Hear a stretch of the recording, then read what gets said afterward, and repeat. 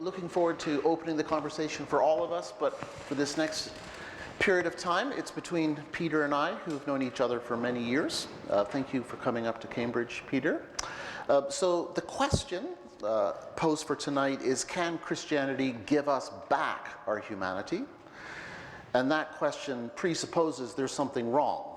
If you need to give something back, then it's being taken away. So I'd like us to chat for a while on the factors culturally, technologically. We can go in lots of different directions, but what are the dehumanizing factors that have led to this loss of humanity?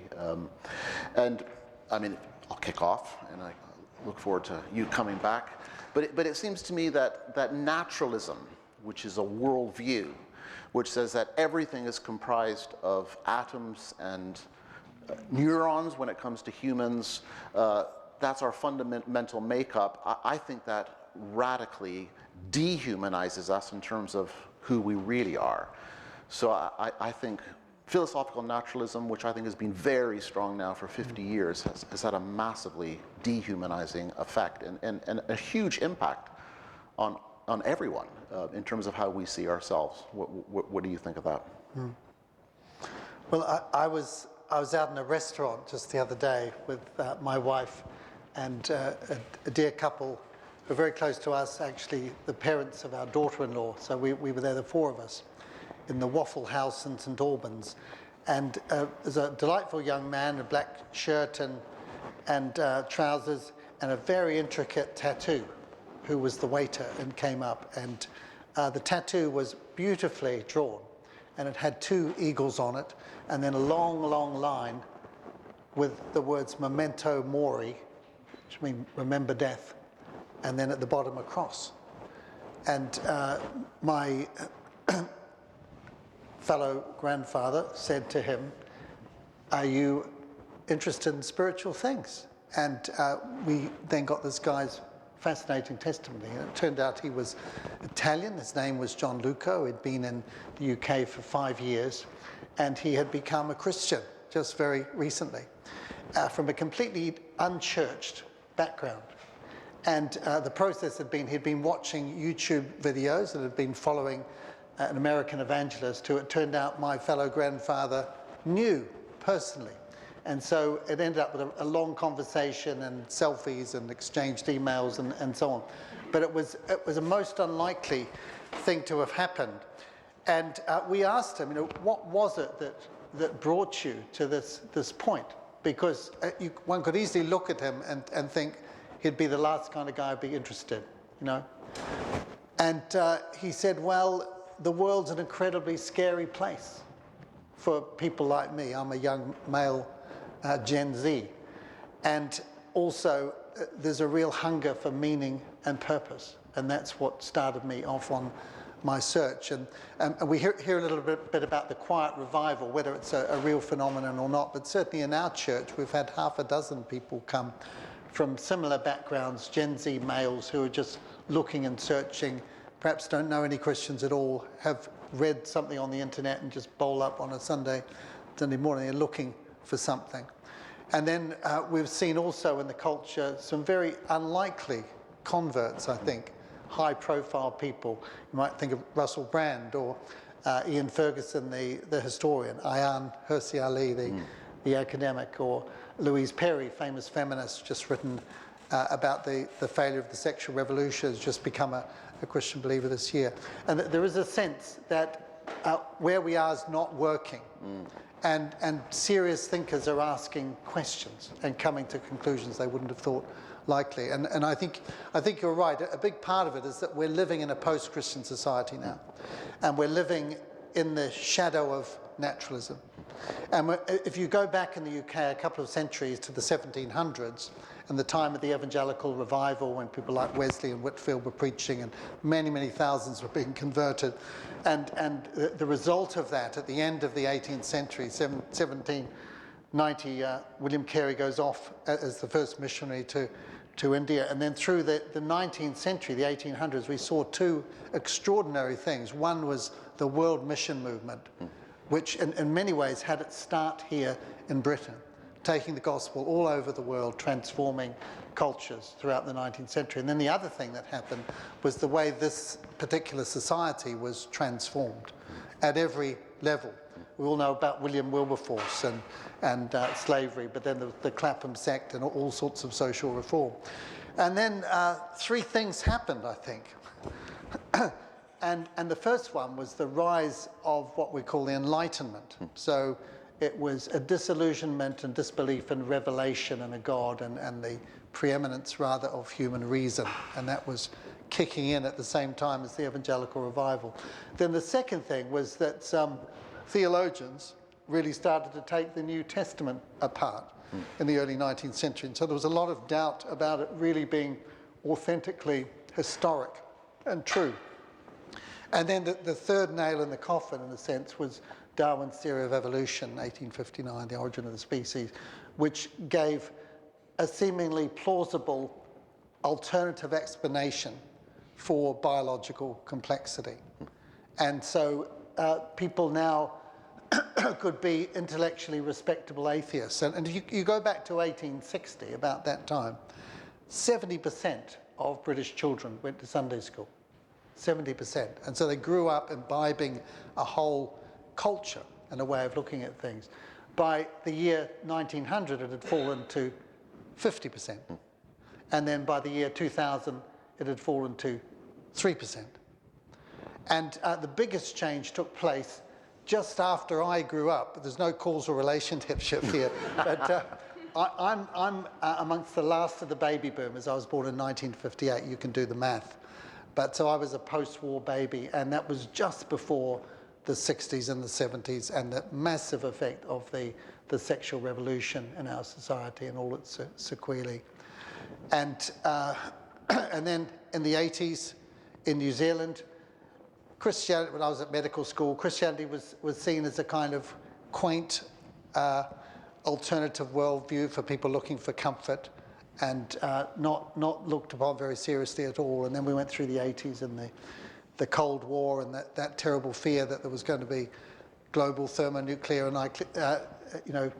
annihilation and so on. We went to Kenya, then came to the UK. And when I arrived here, started doing student ministry, was the end of that, and the Berlin Wall had come down, all those extraordinary changes had taken place in Europe. And we were seeing the rise of what people call postmodernism, which was really the rejection of all overarching big stories about the world and a real skepticism about everything. And then it was 9/11 and the rise of the new atheism, and then it seems everything's happening so quickly. And then we're in the kind of woke generation with the rise of others, transgender stuff and critical theory and so on. And then we're living in an era where everything is very, very polarized now, politically, and there's a lot of extremism at all points of the compass, if you like. And it's happening at a time when there's extraordinary degree of geopolitical instability as well around the world, whether it's Ukraine or the South China Sea or the Gulf or whatever, what's going to happen next. And so this is the environment into which this young man with a tattoo came along.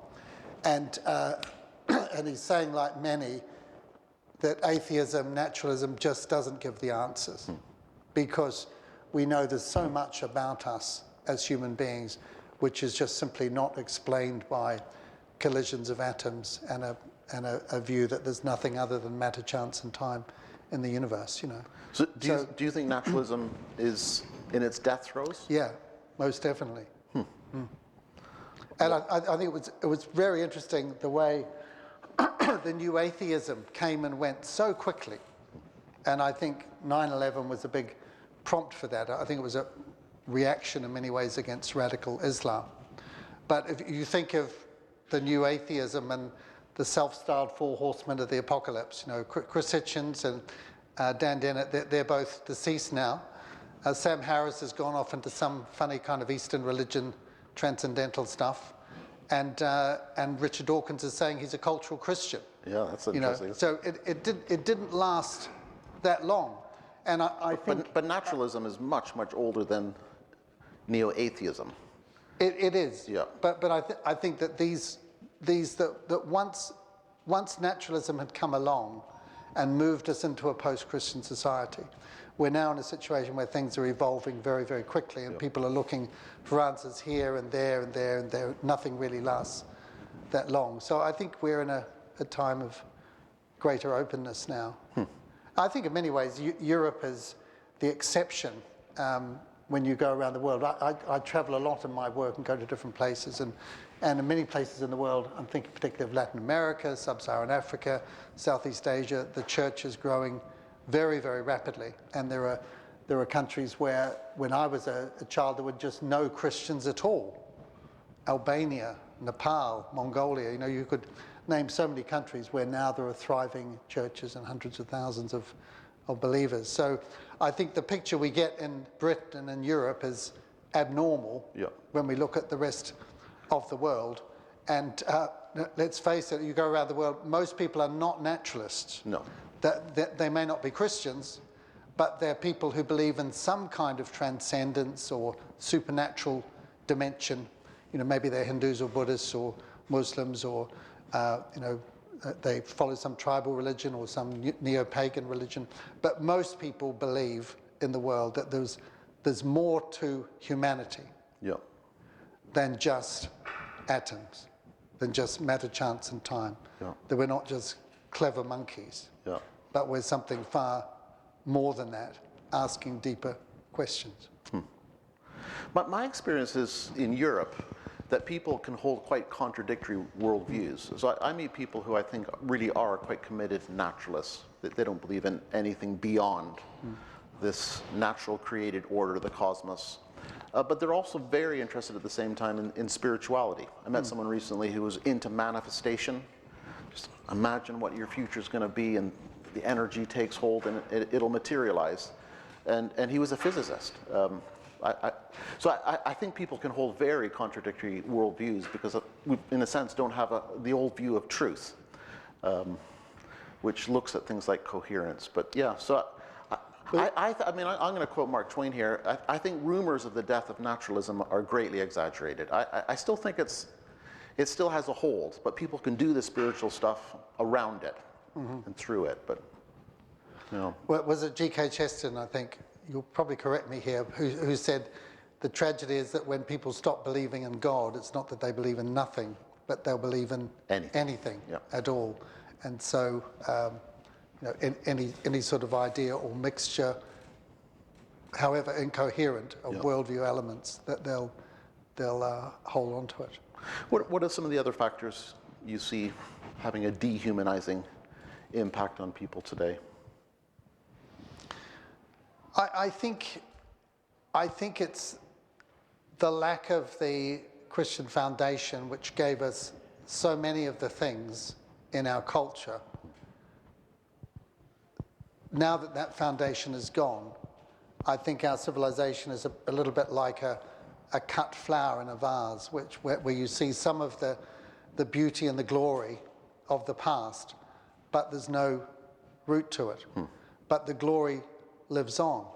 And so I think a lot of the foundations that our society was built on, and particularly the belief in human rights and the dignity of human beings and the importance of compassion and fairness and justice, these things had a root that was not in paganism and was not in any other civilizations, but came through the profound influence of Christianity over many centuries. But now the root beliefs have gone, but a lot of people are still holding on to things that are essentially Christian. But without really knowing where they came from. I call the secular age the bastard stepchild of a Judeo-Christian foundation. It took a lot of the good from it. You're a healthcare specialist. I'm very thankful for practitioners of medicine. So don't get me wrong here. I had an operation last summer on my finger to straighten it out, and before the operation, 6 medics asked me the same question, which was my name, my date of birth, and I have to say, could you answer these questions? I'm just at the point I can just about do that. But very thankful for healthcare specialists, but I have to say I find the healthcare system deeply dehumanizing. You're a number. Max Weber, the iron cage, as he saw the Industrial Revolution covering everything, he talked about the kind of dehumanization which would come with that. But as a healthcare specialist, what's your comment to that? You walk into a hospital and bright lights, you're just a number. I hardly feel human sometimes. But this is your world. I mean. Well, I think things have changed a lot for a whole variety of different reasons. Medicine has advanced hugely, so there's a lot more that we can do now, and of course that raises all sorts of ethical questions about what should we do and what should our spending priorities be and so on. But I remember as a child back in the 1960s in New Zealand, and my whole impression of medicine was very, very different, because it was all about the general practitioner a mile away who knew our whole family story and the generations, and there was a real relationship there. And I think medicine has changed dramatically from that. I mean, even in our own practice in St Albans, I don't think I've ever seen the same doctor twice, and we've lived there for nearly 30 years now. And you don't feel that people have any sort of relationship with you. And I think there are lots of societal changes that have brought that about, but there's also, I think, the tendency to look at a human being as, an organ, a set of organ systems, or a kidney, the gallbladder in room 4 sort of thing. And not to see people as whole people, which of course is a tragedy, because so much of disease and illness is tied up with spiritual and societal and family and emotional factors as well, which play into pathologies.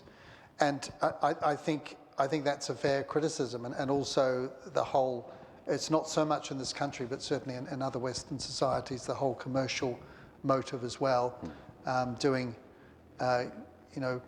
procedures that are perhaps not really necessary, either because of fear of litigation if you don't, or because it helps the the income for whatever institution it is. So I think that all those factors are there in medicine.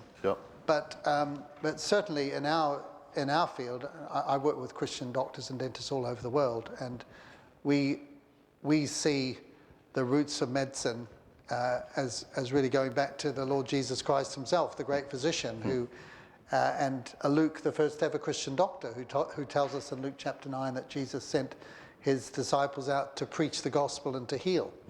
And so the care for the soul and the care for the body were really two sides of the same coin. And there's been 20 centuries of profound Christian influence in medicine. The first hospitals were Christian hospitals. And many of the famous names in medicine and nursing throughout the centuries have been Christian believers. And in this country as well, we live in a society where a lot of our health system was constructed by Christians during the 19th century and early 20th century. You just have to go into London and see the names of all the hospitals: St George's, St Mary's, and St Bartholomew's, St Thomas's, and so on. So see the common factor. And these were all Christian institutions, which were taken over by the government when the NHS was formed. But yes, I think the naturalism has definitely affected medicine, and seeing people as just a sum of their parts and a set of organs to be looked at, and not seeing the whole person as a triple unity of body, soul, and spirit, which one has to do in order to practice medicine most effectively, I think. This theme of what has dehumanized us in the modern period. Roger Scruton, our great English philosopher, died, I think, in 2019. He was someone who gave huge attention to aesthetic, to beauty, and to how spaces are arranged. And he said in a number of his writings, he felt that our public spaces post-war, which were quite functional, modernist in terms of its architectural design, created a kind of ugliness that he thought was highly dehumanizing in terms of, even the way we relate to each other in the public square, these spaces didn't allow for actually good interactions. He was quite strong in this, but does that resonate with you? Yeah, I think so. I mean, I think you see it in art, in perhaps in music, arguably, in certainly in architecture, and yeah.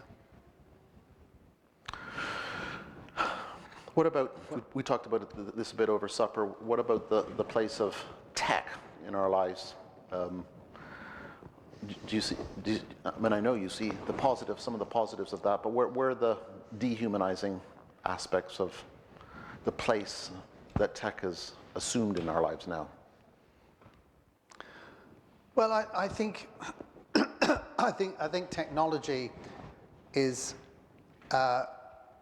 in a sense, neutral. It can be used for either good purposes or bad purposes. And I think, you know, from a Christian perspective, that firstly, understanding the reason things work, knowing the science, and then from a knowledge of the science, being able to build technologies which will relieve suffering and improve people's lifestyles is a good thing. I think it's part of good stewardship is understanding how the world works and using it. But of course, one can use technology for good and for bad. And certainly in my own field, in medicine, I can think when I trained, there were illnesses which were 100% fatal within a year, which are now just seen as chronic illnesses that can be well controlled by treatment. So I think it's good to be pushing out the boundaries of technology in whatever field we're in, and but we have to use them for good purposes.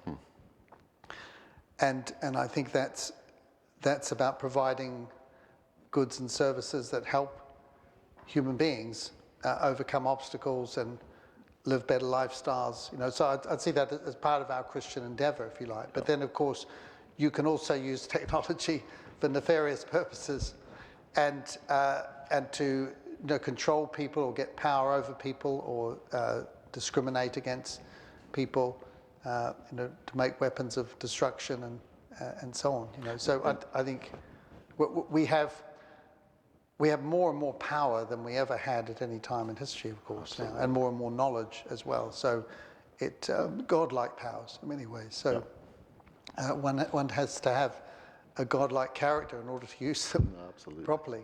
Yeah.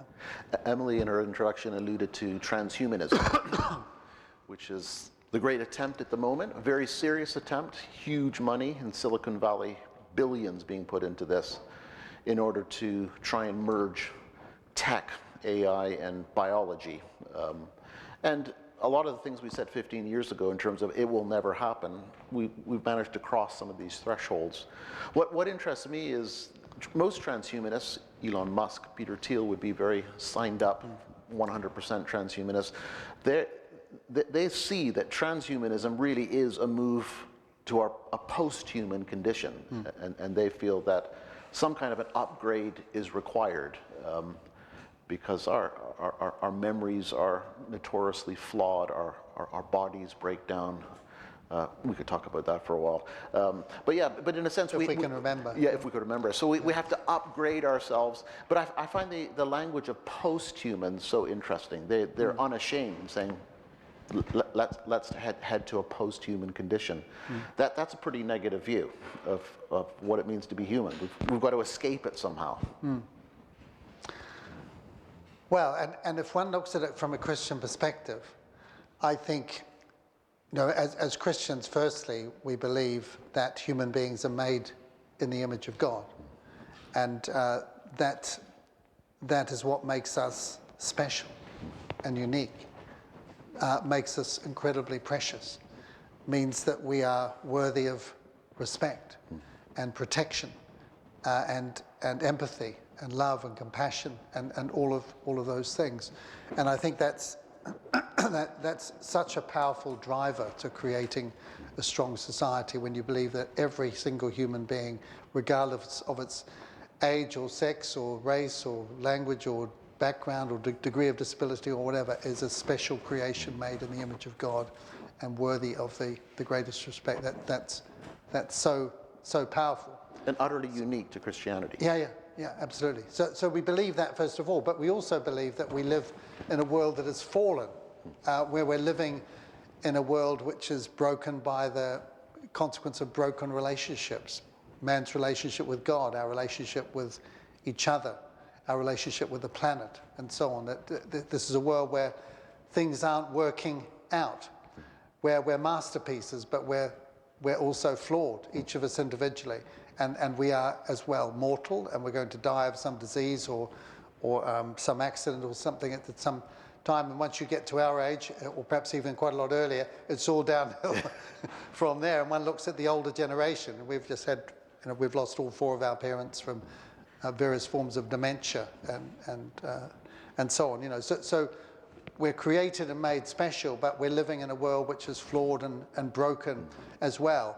And it's then a question of where you look to for your solutions. Of course, the Christian view is one that God has intervened because he loves us in coming in the person of Christ, who demonstrated who he was, the incarnate Son of God. And fully human. He embraced it. Fully human and fully God, who by his teaching, by his miracles, by the claims he made, by the testimonies people gave about him, and primarily by his death and resurrection, demonstrated who he was. And it was all part of a rescue plan to restore our broken relationship with God in anticipation of the next chapter, which is a new heaven and a new earth, where there will be no disease, need for doctors and dentists and so on, no suffering and pain and so on. So that's the Christian view, creating the image of God, fallen, flawed masterpieces, God's redemptive intervention in history, and then looking forward to this new heaven and a new earth. Now, I think when we come to the transhumanists, remember that they're working from a completely different meta-narrative. So God doesn't exist. It's just matter, chance, and time. When I die, I rot, said Bertrand Russell, didn't he? When I die, I rot. That's the end. And so what hope is there? Well, the only hope is that you can somehow overcome the disease or the decay or whatever it is, and somehow overcome this great enemy of death that's standing at the door waiting for you, and achieve immortality. And why not try and do it through technology? So I think that's there's a whole worldview driving this. But when I think about transhumanism, I think there are 2 ways of looking at it. If we're flawed masterpieces, then our job, I think, is more like restorationists.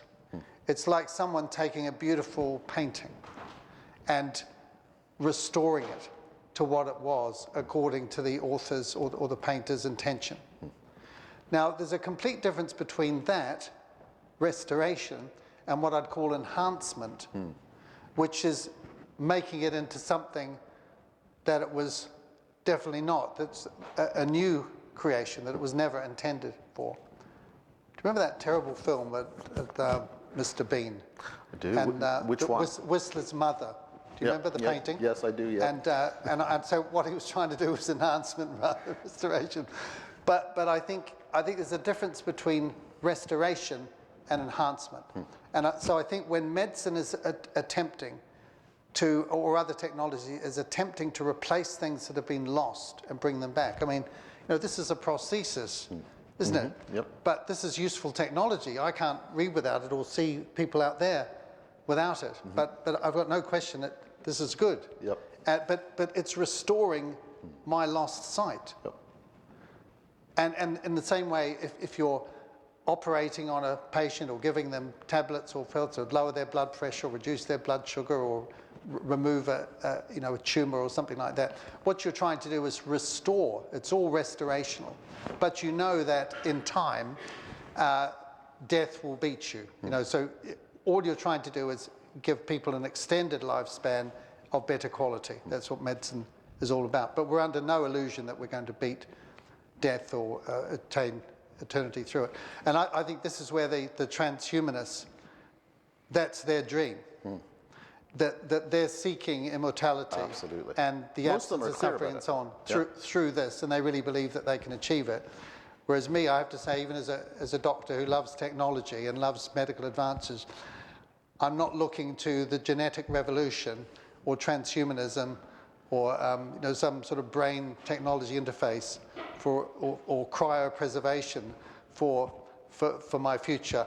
I'm looking to the new heaven and the new earth, and the expectation that that one day when Christ returns, there'll be a new heaven and new earth, and we'll get new bodies that will never wear out or decay, and there'll be no disease, and we'll live forever in that. So in terms of the question, can Christianity give us back our humanity? You're saying yes, it can? Yeah, absolutely it can, but not in the way that the transhumanists think. Yeah. Yeah. It's interesting, John Gray, the English philosopher, he calls transhumanism science recycled as religion, because it has aspirations and hopes which are really quite religious. We want to live forever. Yeah. We want to be eternal. We want to be like God. He said there's so many religious motifs in something which is seen as, this is just pure science. I like that, science recycled as religion. Yeah, beautiful, yeah. We have to let these guys drill us soon with questions. Where are we on our time? We've got another 10 minutes. Oh, great, yeah. Why don't you, this is his book here. I didn't pay him to do that, by the way. Which I have actually read, but I'd be interested to hear you certainly unpack some of the stuff about souls at the beginning, because I think at the heart of naturalism is this idea that there's nothing other than material things, and there's nothing outside that. And as I've been saying, most people in the world don't believe that. But you have some really interesting stuff on the soul and the life of the soul. Do you want to unpack that? So part of the thesis I'm developing in the book is what I call the disenchantment thesis, that we've really become, this is what we've been talking about, quite disenchanted with our race, our species, partly because of all the evil that's happened in the recent past. The 20th century is still haunting us, the bloodiest century in history, we call it. And you mentioned this young guy you met last night. Young people really have little hope for the future. They just see world-ending scenarios, as does Elon Musk. We've got to create civilization on Mars because the world's going to end soon. So these aren't happy thoughts for people. So we become disenchanted. But my point is that we become disenchanted not because of all the new things we know, it's because what we've forgotten, which is your point. We've forgotten that we are created in the imago Dei, in the image of God. And basically, the book is an argument that a huge part of bearing the image of God is that we're soulish creatures. And I think what we've seen in the modern period, because of naturalism, is the de-souling of humans. So we might use the language of soul, but it's a metaphor for us. And I think in the sciences, it's been completely snickered out of existence, because we say consciousness is, if we have any kind of internal, it's in our brains as a state of consciousness. So consciousness is kind of the soul replacement. But I quite like neuroscience because the more it probes the secret of consciousness, the more mystery it throws up. And in fact, I meet neuroscientists now and say we've almost given up. I mean, we're not making much progress on it. So I think there are so many what I call inferences when we look at humans that we are more than mere matter. I think that the Christian tradition has always stood very strongly in the fact that we have an internal life. God breathed his spirit into us. And that gives us capacious capacities. We're extraordinary in terms of what we're capable of in terms of thought. We talked about beauty, imagination, in terms of choice and will and agency, in terms of creating religions. I mean, we share a lot in common with animals, but I think when you actually look at our capacities, there's this quantum leap between animals and humans. That's one of the things about naturalism which I find really quite alarming, because you just see humans pulled down to be a species. We're just one species amongst others. We're Homo sapiens. So I think we have lots of great arguments for humans being more than biology. And this is my little attempt to create what I call an abductive argument, which is the inference, the best explanation that actually shows who we are in terms of these capacities that I talk about. So, and I find with people who don't share my faith, they want to have this conversation.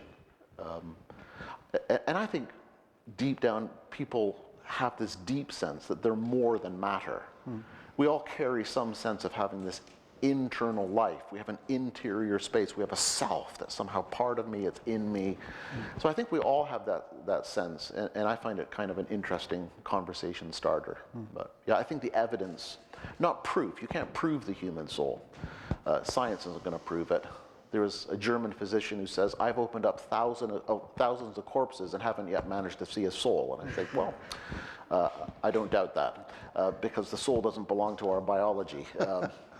Yeah, so I think this is a moment of massive disenchantment, massive dehumanization for us as Christians to say, look at us, we're remarkable. So I find it quite a strange irony.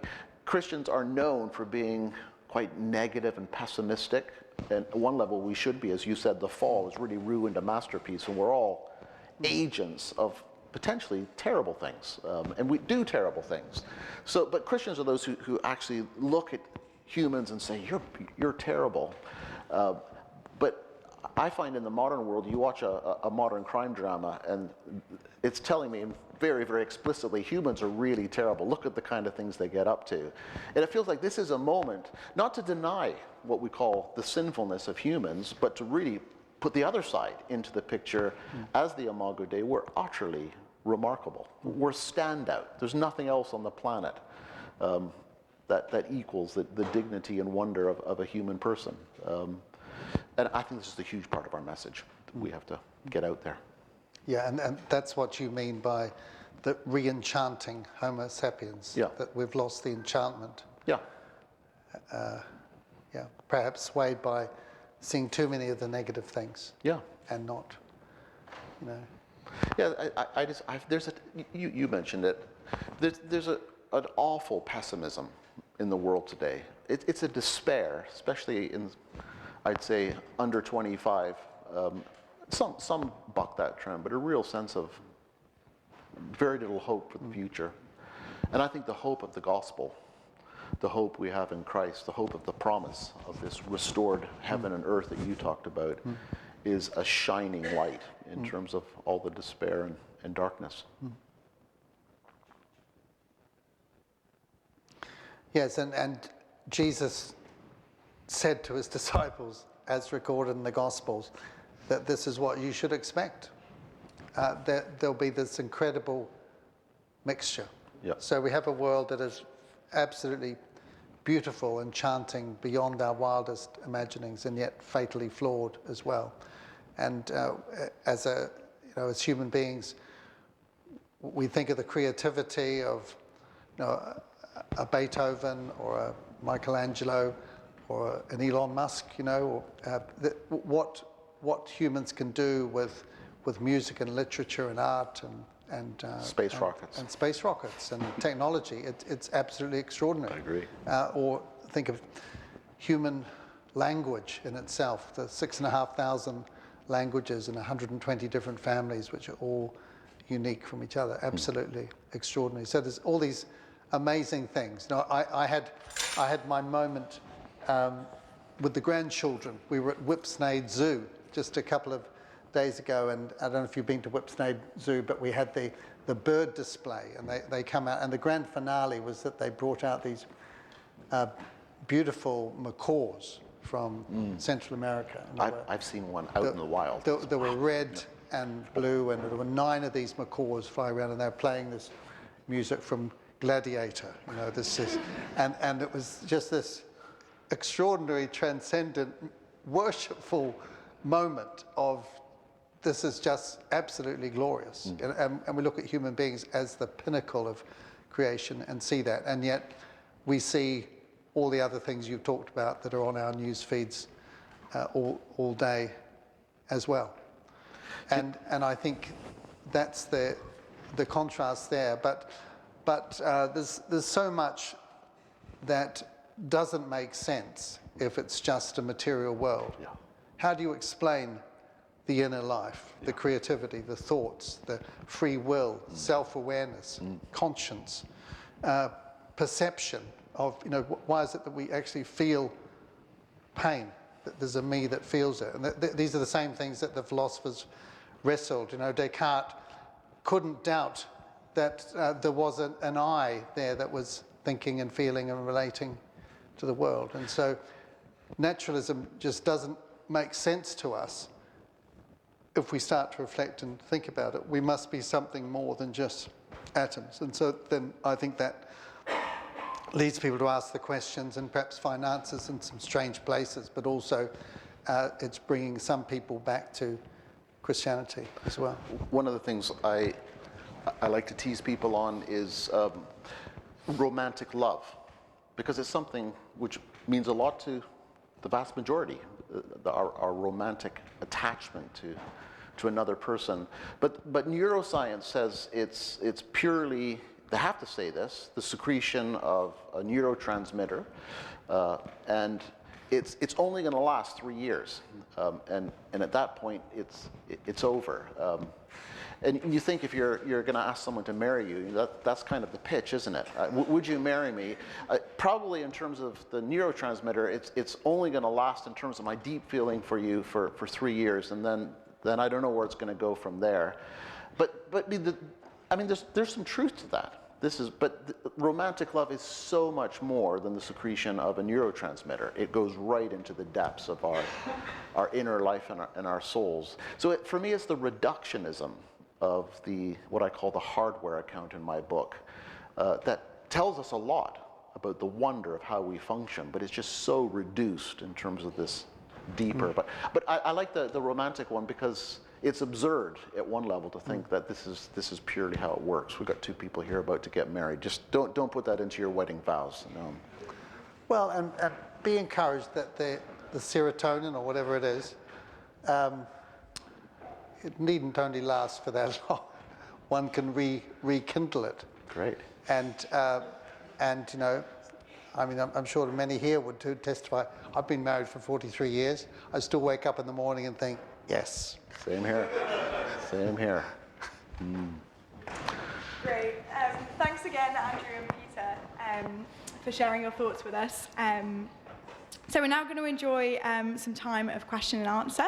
And that will just work by, if you pop your hand up if you have a question, I'll come around with this mic so that everyone can hear your question. So does anyone have any questions to kick us off? Yeah, thanks very much for the discussion. I actually had one question on the what you mentioned, the quantum leap between the monkey and the humans, which is sort of the question as to, sure, we are much greater than monkeys, but monkeys are much greater than ants. So why do we look at this gap in terms of intelligence and creativity as this is the intervention of God in making us very special compared to all of creation? Why do we not say that, you know, monkeys have something given by God that's so much more special than ants? And why is there not a whole, I don't know, hierarchy? Why do we take out humans as being the one special creature? It's a great question. I want to hear Peter in this too. We know that the hominoids and humans share a lot of DNA, genetic material in common with each other. So there is a commonality there. But in terms of the stuff I was just talking about, capacity, inner capacity, there I see the quantum leap. And I know there's lots of research about chimpanzees that are using a kind of language. I'm deeply skeptical. I think they're using signs. Very sophisticated signs, but in terms of how language works, it's not that. I think it's at another level, and I think we're masterful today at anthropomorphizing animals, which are wonderful. I come from a farming background. I absolutely love animals, but I think it's quite a recent trend that we project onto animals very human qualities, and it really is a projection. It's a construction, and science comes along and says, but look what they can do. In terms of equaling this, what I call the quantum leap, I just don't see it. But I think that there are animals which have capacities we do not have. You know, dogs can hear sounds that we cannot hear as human beings. And just to bring back Whipsnade again yesterday, you know, we saw the Lanner falcon, related to the peregrine falcon, which can fly at 230 miles per hour, 4 times faster than a cheetah. can run, and can drop, 1,000 feet out of the sky and hit a target just like that, and change course in midair. I mean, it's absolutely extraordinary. We don't have those sort of capacities. We can't even grow as fast as slugs do. So every life on Earth, whether it's a plant or an animal or bacterium, whatever, has extraordinary capacities. I think that all these extraordinary capacities point to a masterful creator behind them all. But I think human beings are unique from all the other animals in our capacity to think, to imagine, to plan, to create, language, music, art, to build cities. We are absolutely unique. I think we really are the crowning point of creation, made in the image of God in a way that, as Christians, we believe that no other animal is. So every animal, every plant will show something of the glory of God and may display capacities that far exceed those of human beings in some areas. But there are areas in which we are absolutely a quantum step ahead of and those else. capacities are more biological or sensory. I find it quite discouraging that pigs have a far more sophisticated palate in terms of their taste than humans do. I mean, they taste far more. But that's. I think we're quite weak on the sensory side, but maybe that's a good thing, because with our soulish capacities, if we had really enhanced sensory capacities, our addictions might be even higher level than they are now. But anyway, that's another discussion. And that should drive us to be much more humble about our own capacities. I mean, we know that we've developed technologies that can sense parts of the electromagnetic spectrum, for example, that we cannot perceive. So there's, I said, there are sounds we can't hear that dogs can, and there are things we can't see that a peregrine falcon can see. But so that should leave us thinking there's a huge amount about this world that we don't know. And coming back to the surgeon who says, well, I've operated on all these people and I've not seen a soul yet, or think of Yuri Gagarin, the Russian cosmonaut, when he was out in space in the early 1960s, I think it was, and looked out the window and said he couldn't see God there. Yeah. And therefore, well, of course, if you know anything about God, first of all, that he's invisible, and that you wouldn't expect to. No. So I think there's a book by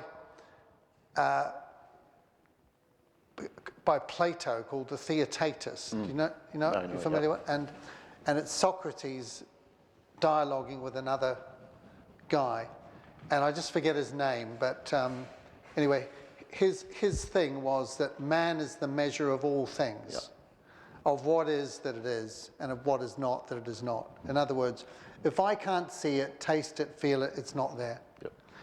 And that's, I think, where the naturalist is coming from. Scientism. Yeah. Whereas the true scientist, I think, says, well, there's just so much that is beyond our perception and our understanding, and we're really very limited as human beings, and we can only know a small subset of what's actually there. So that should lead us to be very humble in the claims that we make. Yeah. Great. We'll take another question.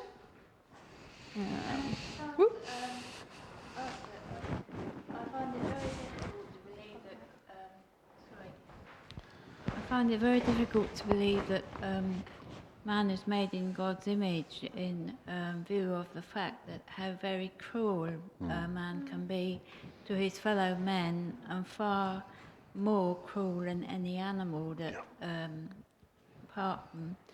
I really can't see, and I have a friend who refuses to believe in God because he said if there was a God in the Second World War, what will happen there? Where was God? And that's what I find that very difficult to believe.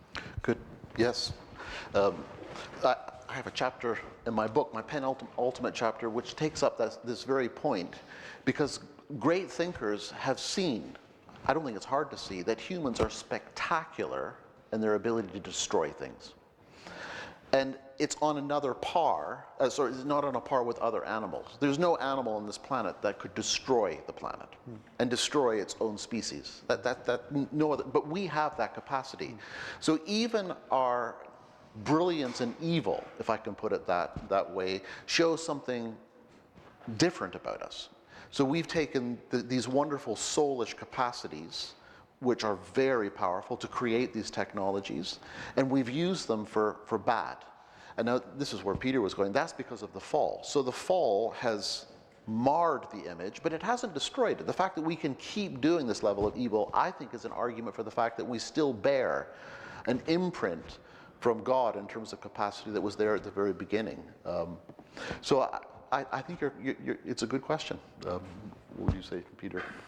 Yeah, I think it's a very deep question, and everyone asks about the problem of evil and the problem of suffering. You know, how can evil coexist with a God who presumably knows everything, can do everything, and who's wholly benevolent and kind? You know, surely he can do something about it. He'd want to do something about it. Why doesn't he? And this has led a lot of people to doubt that God even exists. But I think it's actually the Christian worldview that makes sense of it, because on the one hand we see this incredible beauty and capacity in human beings for good, and then on the other we see this unparalleled capacity for evil and destruction as well, and it underlines the fact that we are masterpieces that are flawed, and that we, and this is the whole reason Christians would say that Jesus had to come to put this problem right. But his solution was not to intervene in every bad thing that's happening in the world, but actually to bring into being a new heaven and a new earth, which will be full of perfection and love and glory, where there'll be none of these things evermore, where they'll be banished forever. And we're living in that tension between the now and the not yet, because God is in the process of bringing this new world into being. And when Christ returns, it will happen. But the reason he delays and delays and delays now is because he has put in place a rescue plan for people to be involved in that world. And that people have the opportunity to come to God now in repentance and faith, turning from the way they've lived, asking him to change them into new people, receiving his Holy Spirit, and then growing as Christian believers in the expectation that there'll be a new heaven and a new earth, and that either when we die we'll be with Christ immediately, or when he returns we will be with him. And so we're in this tension between the delay out of God's patience and mercy to enable many, many more people to be brought into that new kingdom, and the fact that all evil isn't completely dealt with now. Because if once as C.S. Lewis said, once the author walks back onto the stage, the play is over. And if he was to step in and eradicate all evil now, then, as Solzhenitsyn said, the line between good and evil doesn't run through politics and nations and so on. It runs through every human heart. And when God puts things right, that will mean that all of us will face his judgment. And so we've got the opportunity now to come to him when it's possible to do that, and to take the first steps of being reconciled with him, so that we can look forward then, not with fear, but with hope and expectation to what's coming. And I know that doesn't answer every individual struggle and problem that we face, and the things that people may be facing things in this room now that are very, very difficult. But it does enable us to look forward, and that's what our Christian hope is. It's the certainty that actually all things will be put right in the future, and that we just need to hang in and work toward that. And alongside all the other things that Jesus said would happen, the wars and the rumors of wars and the famines and the plagues and all of that sort of stuff, is the growth of the gospel throughout the world, and many, many more, hundreds of thousands and millions of people coming to him. And that's what I see when I travel around the world. I see in every country that people are coming to Christ, and that we look forward to that time when everything will be put right. Yeah. Thank you. Great. Yes. Thanks. Just to press a bit further on, so there's been discussion of how naturalism doesn't feel like it satisfies now. You know, the culture feels like it can't be it. There must be something more.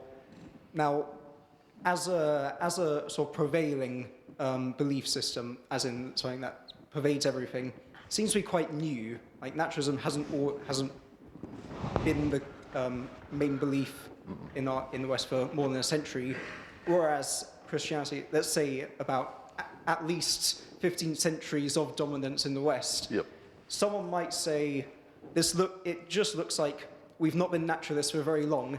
Maybe it could be satisfying, but we just haven't worked out yet how to. What are your thoughts on that? That's great. I love that question. Yeah. So I agree largely with your analysis. I would say it's a little bit more than a century, but still, it's short compared to the history of the West and Christianity.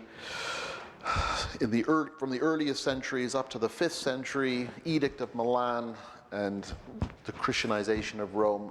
Christianity has a very long track record in Europe. And Peter's History of the West in five minutes, brilliant, shows all the legacy that brought. And I'd say secularism and naturalism, it built on a lot of that. So it's not as if it was a brand new thing. It had to build on that foundation. But I would say this, that the history of naturalism hasn't brought a whole lot of good to the world. So you could say that the great wars of the 20th century, a lot of people say religion is the cause of all the problems, but the two great wars were not religious wars. You could say they were social science wars. They were attempts at political ideologies that really come out of a naturalistic framework, that God doesn't exist. So when I look at the legacy of this 100 years, I don't think it looks very good. It hasn't brought, in some levels, it's brought better health care, but it hasn't brought, in terms of the human condition, the thing we're talking about, feeling the dehumanization factor, I think it's brought not an asset, it's brought a huge liability. So I think the history of naturalism speaks for itself. It's not working, which is why, as you said, Peter, lots of people now in this moment are beginning to question it and are beginning to explore alternatives. Yeah, great question. Maybe I'll take one from this side of the room.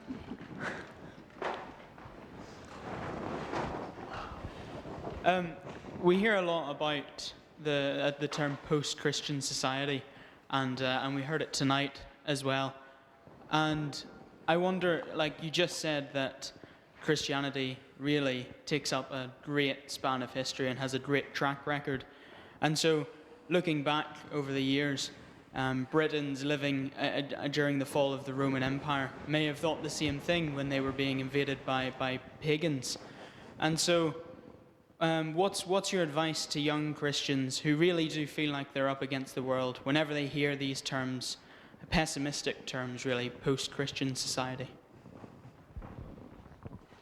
Do you want to take that one, Peter?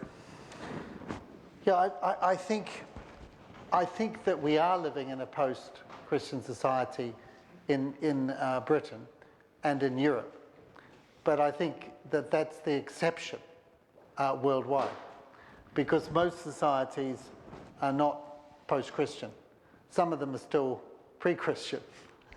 But I think it depends upon the worldview context in which you're living. You know, are you in a place which is predominantly Islamic or Buddhist or Hindu or Confucianist or based on tribal religion or polytheism or whatever? A lot of people are in those contexts. And some people are in countries which are still profoundly influenced by the Christian faith. I'd say they're several decades behind in terms of not over the peak yet. And then others are still, yet to be touched, in a sense, virgin history. So I think I'd say to people who are living in Britain and reading the newspapers here and hearing what's happening is to look more widely around the world and see that, in actual fact, the story in every cultural context, every nation, every empire is different, you know. We have our World Congress every 4 years, and it's coming up in a month's time, and it's in a place called Jeju Island, which is off the southwest coast of South Korea. And South Korea's story as a country is quite extraordinary. There was a pagan dynasty that ruled South Korea for 600 years until the middle of the 19th century. And really nothing changed in terms of education, culture, technology, you know, the beliefs that people had, the practices, their religious observances and everything. Everything was the same for 600 years, nothing changed. And then something extraordinary happened, and what happened was that Christian missionaries came to South Korea, what was then Korea, it was one country, in the middle of the 19th century. And many of them were martyred and lost their lives. But if you go to Seoul now, there's a missionary graveyard in the middle of Seoul, in the capital of South Korea. And there are about 200 missionaries buried there. And they are British and Americans and Canadians, Australians, New Zealanders, South Africans, from all over, who'd gone there in the late 19th century, late 1800s. And then in 1907, there was an extraordinary Christian revival when many came to faith. And then that increased right up until the time of the Korean War in the 1950s. So that now South Korea is the second on the rank of missionary sending countries in the world after the United States.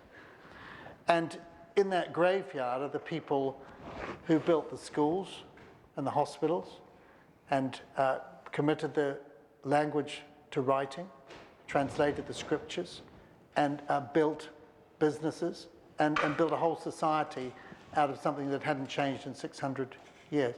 So they're at another point in their lifestyle. Now, I'd say that South Korea's now kind of reached the top and is starting to go down. It's moving into a post-Christian, and it's a few decades after us. And that's what you tend to see in history in any society that's been influenced by Christianity, is that, that things will change, and as there are more Christians and they begin to have exert an influence on the society and all of its structures and processes, the country will go through good change, and then it will reach a point where it starts to become post-Christian as well. And that's just the natural cycle of every empire and nation that's ever existed. So I'd say, don't be dismayed. Believe that for our own country, that God can bring revival again and change things, and it's happened many times in the British Isles in the last few hundred years, where there's been a change in response to, to prayer and hard work and so on, where God does something extraordinary.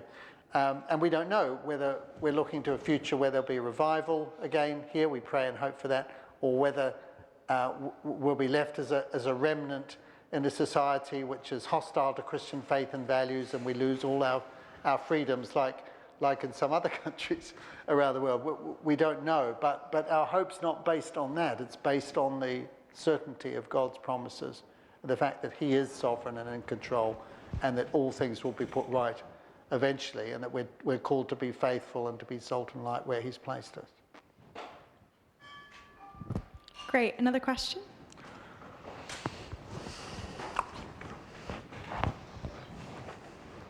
Hello, I think in that similar vein to the questions that have come before, and I think the questions that many people have about the core nature of humanity and the desire to go beyond that kind of predated Christ's time on earth, and in my opinion, it's going to outlast the philosophies we're seeing now, try to answer it. But I think a sort of idea you proposed of Christianity's impact in society being sort of graded or ranked based on whether it's fixed or resolved, this desire of humanity is sort of problematic, I think, because I think those questions will always be there once we're human. So in terms of the idea of there being a revival or a restoration of Christianity, should we really be grading our performance of spreading trend gospel and following Christ's will in the world based on how human the society that we are impacting it feels? A roundabout way of asking, but yes. George, I couldn't hear on that. I didn't get all of that question. I'm sorry, the mic wasn't working. Yeah. Would you mind just repeating and perhaps summarizing the question for us? I guess the core idea is, should we be grading and ranking how Christianity is performing now based on how human our society is that we're impacting? Yeah. I mean, I think it is legitimate to do that, to say Christ calls us to be lights in the world and to bring transformation. So I'm what's known as a transformationalist in terms of the relationship between Christ and culture. What Christ has done in terms of his death and resurrection touches us through the gospel, touches groups of people, and if that is going to be a profound influence, then that's what Christ calls us to. We are to be the light and the salt of the earth. So I would anticipate that there's always going to be a change where Christians are around. So I think we can rank that, we can see it. If it's light, we have to be able to say, there's where we see it. I think coming to other questions, you talked about the pagans. Christianity has always faced opposition. So I think we're facing a new kind of opposition today. And I think we're in what I call a soft persecution. So Peter said, we haven't lost all of our freedoms, but I think in this country, some of our freedoms are under serious threat. And for that reason, we have to fight for civil freedoms. I believe in what I call the civil public square, which is the idea that we have religious liberty, we have liberty of conscience, and freedom of speech. These are freedoms we have to really contend for. So I think things are in a degrading form at the moment. Despite the quiet revival, people are being converted. I think in the big picture, we're still seeing a slide, a degradation. We're moving further into the post-Christian. But like Peter said, I'm not without hope. Quite the opposite. I don't think we have any reason to despair. In fact, I'm with Simone Weil. She said, there's no better time to live than when everything's falling apart. And in that sense, we see the light of the gospel. I was with a group last night just looking at the despair that young people feel. And I think, well, this is the moment where the light of the gospel and the light of Christians acting out what Christ calls them to be can shine so brightly. So I think it's a great moment of opportunity. So wherever I go, I say, don't despair. And in terms of the culture wars, don't be angry. There's so much anger swirling around. I think we have to be people of joy and hope. That's what Christ calls us to. And that's a tremendous witness. Great. I'll come back to the middle section and take a few questions. There? Is there one? Yes.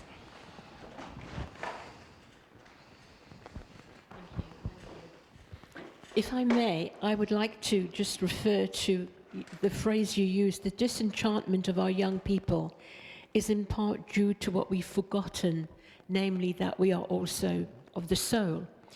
The two questions I'm about to ask, I want to just explain. I'm putting them to you in the context that I've just come from a Christian conference where there were leaders from Egypt, Turkey, Spain, all places throughout Europe, including this country. And they were all unanimously of the view that the UK has lost the plot in terms of Christianity. They had a great deal of good to say about our past history, but they also had a great deal to say about the present health problems among our young, which they were particularly concerned about. My two questions are, given that both of you very celebrated gentlemen, have clearly studied this in great depth.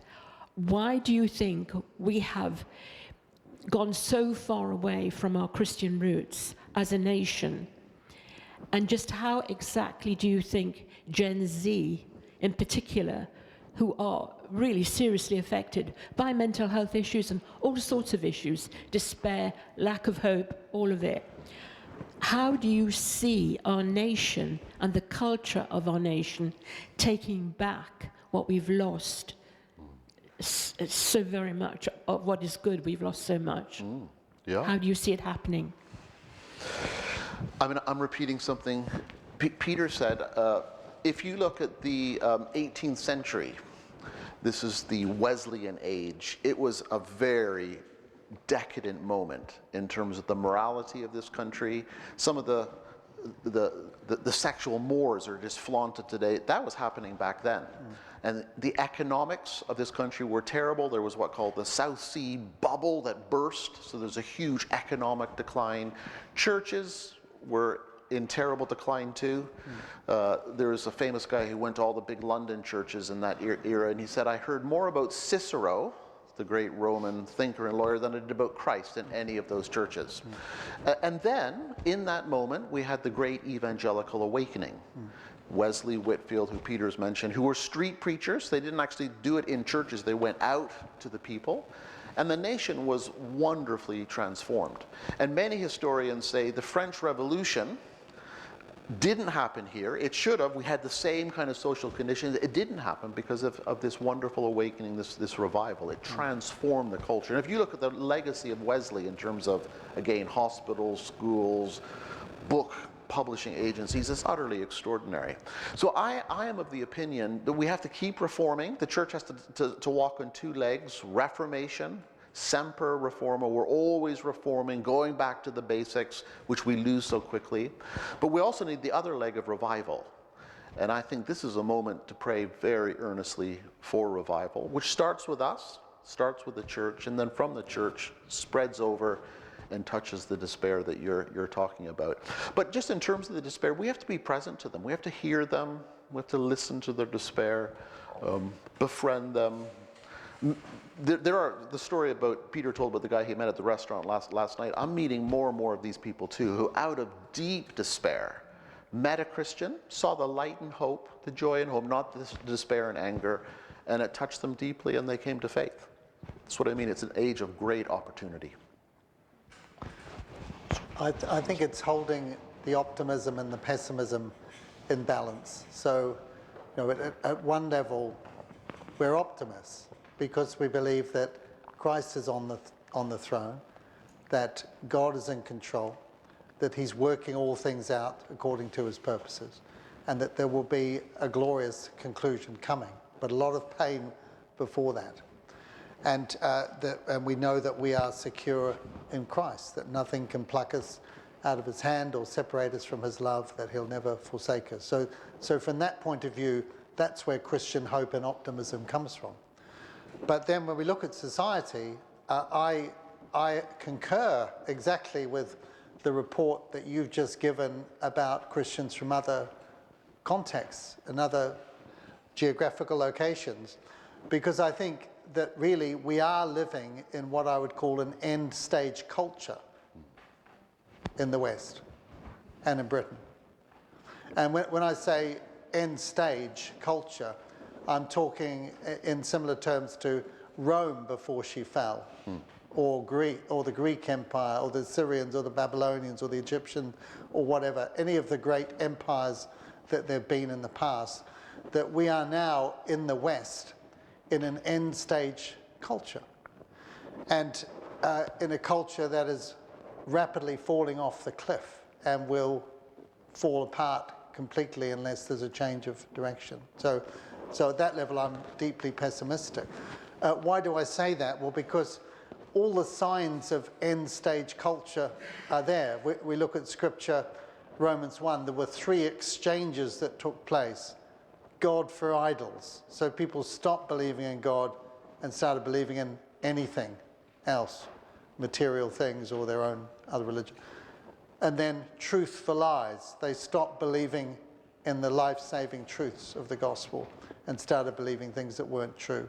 And then natural for unnatural, an embracing of all sorts of behaviours outside God's commands. And so these three exchanges, God for idols, truth for lies, natural for unnatural, are all what we see in our world. But also I think if you look at the societies in Scripture that were really end stage, think of the Canaanites and the Amorites and so on in the Old Testament, there were three things that mark them out. The first one was sexual immorality on a huge level. The second one was the shedding of innocent blood, and particularly child sacrifice. And then the third one was idolatry, the worship of something that was not God. Think of the Aztecs or the Incas, or, you can tell the story again and again. And so we see this cycle around the world of a civilization, empire will rise, and then it will become end stage, and then it will fall apart. And whether it collapses from within or someone puts the axe in from outside. And I think Europe is like that at the moment. We have profound degrees of sexual immorality. We have the shedding of innocent blood before birth at a scale that's never been seen. 10 million abortions in the UK alone. More abortions every year than the total number of people who died in the Second World War. It's horrendous, and people don't see it. And then we have this extraordinary idolatry where we'll worship or go after anything else to relieve our pain or bring us pleasure, apart from God himself. And then combined with that, we hear, think of Sodom in the Old Testament. I'm getting pretty tough here. I mean, people associate Sodom with sexual immorality, and of course that was one part of it. But actually, if you read what the prophet Ezekiel said, he said they lived in prosperous ease and ignored the poor and needy. They did abominable things, and so I did away with them. And God is author of this whole process of the rise and fall of nations. And I think it's a beautiful description of the West. We live in prosperous ease, we ignore the poor and needy, we tolerate sexual immorality, the shedding of innocent blood, we're involved in idolatry at all levels. And so that's why I'm profoundly pessimistic. But God has turned things around in this continent before. We've rehearsed some of those stories tonight, and it can happen again. And so I think we should always be praying for that and seeking to be salt and light and being faithful to God where he's placed us and trusting the future to him. But overall, with the pessimism that yes, he is on the throne and everything's going to be put right. And as I say, I think in the work I'm in now, around the world there's good stories in so many places that help to balance the pessimism that perhaps we should rightly be feeling in Europe. But I think Europe is very, very vulnerable from within, whether it's the rise of woke society and all of its crazy ideas, whether it's the threat of the rise of Islam from within, or whether it's the barbarian at the gate on further east. We're very vulnerable, and we've got to be realistic about that, but also be hopeful that things can turn around, and be faithful where God's placed us, wherever that is.